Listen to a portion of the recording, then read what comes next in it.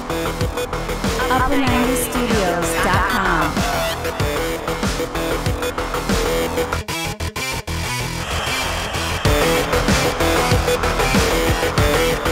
What is up, guys? Welcome back to the channel. Wildcard is ready, half my players already gone. I can't wait to show it to you, but first I want to talk strategy. Every game week, we have a list of actions we need to take. What's the transfer plan? Who's the captain? Fortunately, none of my captains have blanked in the first 6 game weeks this season. One of my favorite techniques for selecting captain is to make this decision right after watching the games, early in the week, and I rarely second guess myself with the captaincy closer to deadline. This isn't one of those tasks that I try to perfect later in the week. It's already done, and I trust that it was a good decision. Then I can move on to the next item, like my transfer plan, which can sometimes change before deadline. Now we know that Salah deserved more points than Kane game week 6, but I'm not talking about the outcome. I'm talking about how I avoided the extra stress during the entire week because my mind was made up early on. As it turns out, nearly 90% of managers in the Elite 64 League captain Salah, less than 10% captain Kane. What's interesting is that 50% of the top managers in the game, in the top 10K, chose Kane as captain, but only 9% in the Elite 64. He was coming off 32 points in the previous 2 game weeks, 5 goals, 7 assists in 5 games, fully rested in Europe midweek, and Burnley had injuries to key defenders. How do you explain that just 9% in the Elite 64 captain Kane versus 50% in the top 10K? Do you think FPL influencers work together on key decisions? Let me know your thoughts in the comments. So here we go, Game Week 6 review. 49 points, 1 point above the average, but I took a -4 hit for Emi Martinez and PVA. Both blanked.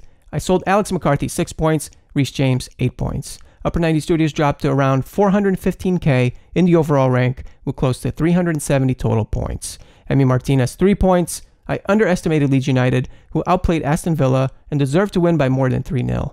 Leeds have been playing with so much spirit all season, they're scoring goals and they're fun to watch. PVA 1 point. On the previous video, I laid out 3 possible scenarios, and it was none of them. It was option 4. Mitchell started, PVA came off the bench to replace Nathaniel Klein.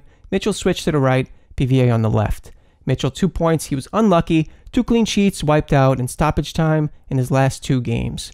Alexander-Arnold and Salah combined for a goal. It was disallowed by VAR. Salah hit the post and he was unlucky not to score. Credit to Sheffield United for taking the lead and putting up a fight, 13 shots against the champions. But we've seen it before. When Liverpool score, they get that boost of energy. There's always the potential for them to overpower any team. Ross Barkley, 2 points. He dropped deeper and used his energy to help defensively. And that's not what I want to see for FPL. As Villa transitioned from defense to attack, he was behind the attacking play, leaving him with low percentage shots from distance. He was also at fault for the second goal, where he gave away possession cheaply. Then he let the player go right past him. The positives are that he still managed to create 4 chances. I can remember Konza heading one of his corners over the bar, and Barkley can also provide some cover against the popular Jack Grealish. James Rodriguez 2 points, Calvert-Lewin 1 point. Everton were completely outplayed by Southampton. It doesn't help when you have straight red cards in back-to-back games. Richarlison, Luka Digne are banned. Their absence could impact Everton's attack. Calvert-Lewin had 0 shots, 0 chances created. James Rodriguez was holding his hamstring with 10 minutes to go, and Everton had already made all their subs. So we need an update from Ben Dinnery. If James is okay, it's going to help DCL. If not, DCL could be without Everton's best crossers of the ball. DCL and James have high ownership with strong managers in the Elite 64. On a wildcard, I'm willing to take a chance and try something new, but that doesn't mean it's the right decision for your team. Now for the good news. James Justin 6 points, clean sheet against Arsenal. Fofana was man of the match and he impressed me as a player, but Leicester faced strong attacking opponents in their next 3 games. I might prefer Justin with his forward runs now that Jamie Vardy is back. Ricardo Pereira has a return date in December. Still a long way out. You don't have to sell James Justin if you have other fires to put out in your team. Son 11 points scored the winning goal from a Harry Kane assist. He was my captain. It wasn't pretty, but Spurs got the job done against a determined Burnley side. These are the important wins that can make a difference at the end of the season, and you could see it with the way Kane and the players celebrated at the final whistle. Crucial 3 points that leave Spurs ahead of Chelsea, Arsenal, City, and United in the league table. Raul Jimenez 9 points. He scored more Premier League goals than any other player since the start of last season. The concern is Wolves haven't been creating enough solid chances to score.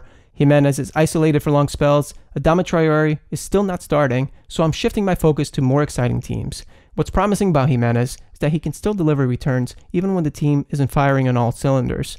I'm keeping the door open to bring him back in one move if Wolves start clicking in the attack. And that's my theme for this wildcard, targeting individuals and teams who play with intensity and purpose. This was my team for Game Week 7 before the wildcard on the left, and here's my new wildcard team on the right.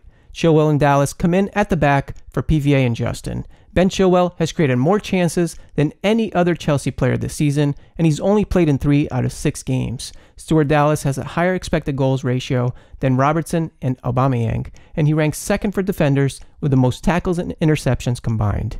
I'm dropping both Everton attackers while Digne and Richarlison are suspended. It's a huge risk. Rashford and Bamford, they're the replacements with less than 3% ownership in the Elite 64 League. Jimenez moves over to Ings, targeting the more exciting Saints attack. Lookman, he's an ultra differential with less than 1% ownership overall. Fulham, they're dead last in the table. Their next game is against West Brom. Building from this draft makes the bench feel more complete with Kilman in place of a 3.9 million non-playing defender. Nearly every position on this team has alternatives in the future, flexibility. There are options in Chilwell's price range, like Saiss. Ings can switch back to Jimenez or DCL. Rashford can become James Rodriguez. If I have to, I don't mind setting my ego aside to do what's best for my team, even if it means bringing back players like Reece James and PVA. Now I'm keeping an eye on De Bruyne, Sterling, and Foden, but may wait until Aguero or Gabriel Jesus return from injury before considering Manchester City attackers. Brighton looked sharp in the first half. After the break, they were lucky that West Brom didn't take all 3 points. The standout play for Brighton is Lamptey with its energy and crosses. Mopé needs to start taking his chances. Now here are 3 wildcard tips. First is to use the wildcard when others aren't considering it, and there's lots of action in the transfer market involving players in your plan. In my case, it's Chilwell and Bamford. Another trick is to make early transfers without confirming the wildcard. This allows you to get in on key price changes with a -4, -8 hit initially, then later in the week you can confirm the wildcard, which wipes out all the transfer hits. Since wildcards don't factor into price changes, waiting until the end of the week to confirm the wildcard also lets those transfers count towards the price changes. And third, this isn't a rule, but if you're set on using the wildcard, I like to start making transfers at the beginning of the game week to take full advantage of the price changes. I always try to sneak in a few players who could rise in price twice before the next deadline. Then I can decide whether to keep or sell them for a quick profit. It doesn't usually work, but I do it anyway. The most important thing to remember is to activate the wildcard before the deadline. To check that you've done it correctly, go to the Pick Team tab at the top, then on the bottom right, it should say Game Week Transfers 0. If you don't activate the wildcard properly, you might end up with a -32 point hit or worse. It's never happened to me, but knock on wood, hope it never happens. More than half my team is gone. I'll share the final wildcard on the Game Week 7 blog post. Keep in mind that I record these videos early in the week, usually on Tuesday, and I drop them on Wednesday. What you see on the videos is not my final decision. I make adjustments as new information comes in throughout the week. Before I forget, I've been giving our fixture difficulty cheat sheet a lower weighting when considering all the factors. Having no fans in the stands is affecting home versus away form, and we need to make an adjustment. This was a difficult week with blanks for key players, so hang in there. It's a strange season without the fans, and it's okay if you're not doing so well. Your fantasy team is not a reflection of you. Let me know your thoughts on the players in the comments. We can get back up and running as a team. Thank you for all the likes, subscribes, all your positive comments. Now we shoot big green arrows Game Week 7.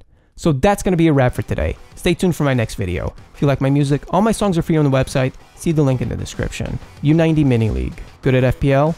Join U90 Mini League for a chance to win. Be sure to follow at Upper 90 Studios on Twitter, Facebook, or Instagram, where you get an inside scoop before YouTube. And if you're brand new to the channel, be sure to like and subscribe and turn on your post notifications, because this season is going to be epic. Don't forget to subscribe to our email list and get your free fixture difficulty cheat sheet. Click the fantasy tab at upper90studios.com. Thanks for watching. See you soon.